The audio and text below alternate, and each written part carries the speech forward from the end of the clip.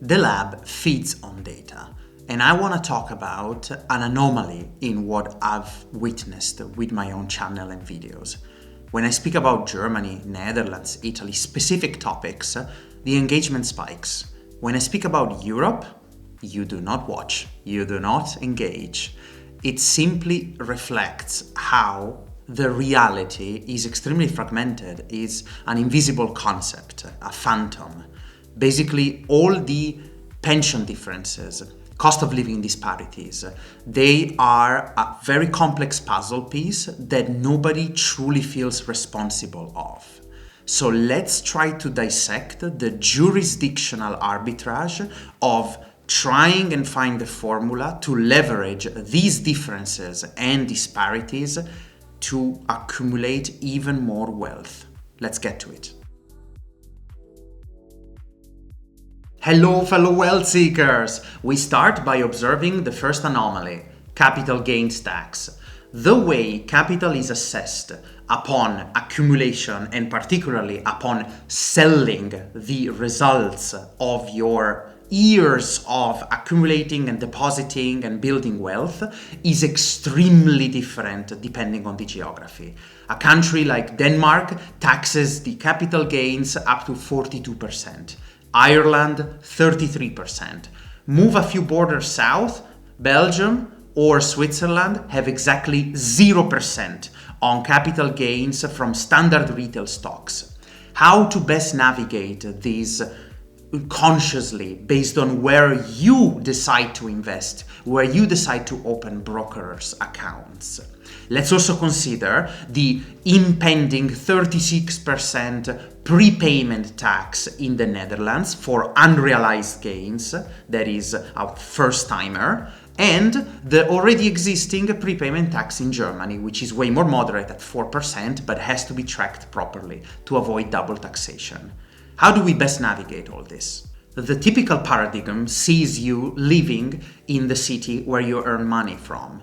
Well, there could be differences here. Instead of living in Munich, earning in Munich, and seeing that depleted with the costs of Munich, you could have, even with double taxation, with a double residency, a much better gain living in Lisbon or Italy or Bulgaria, where simply cost of living is far off the standards of a high earner country, such as Germany, Netherlands, the Nordics, or Switzerland. Again, double taxation is often worthy keeping the double residence. And linking back to the first comment, this is a very good strategy for people who invest in countries where potentially capital gains are not taxed as much.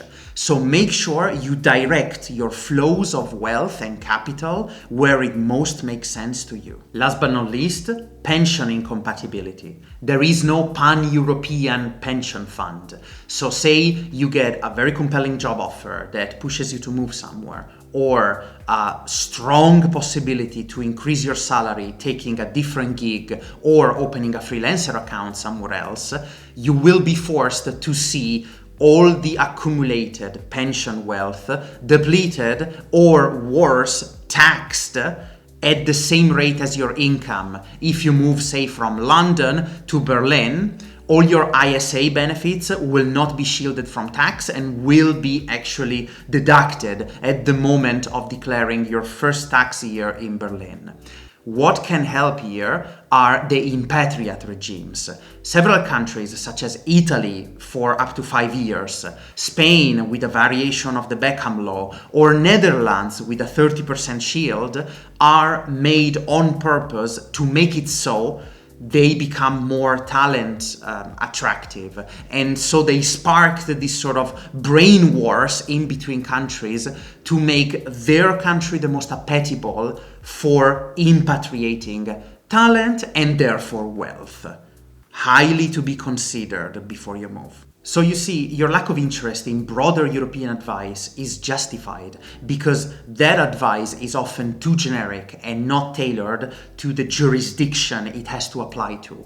You cannot be simply a passive resident of your city, country. You need to be an architect, understand which country optimizes your income, which shields your taxes, and where to hold your assets in borderless accounts. Have you ever evaluated your situation? Have you looked around whether new, more innovative ways can be applied to your specific situation? I would love to hear about it in the comments. Hope this was helpful. Until the next session, European Wealth Lab out.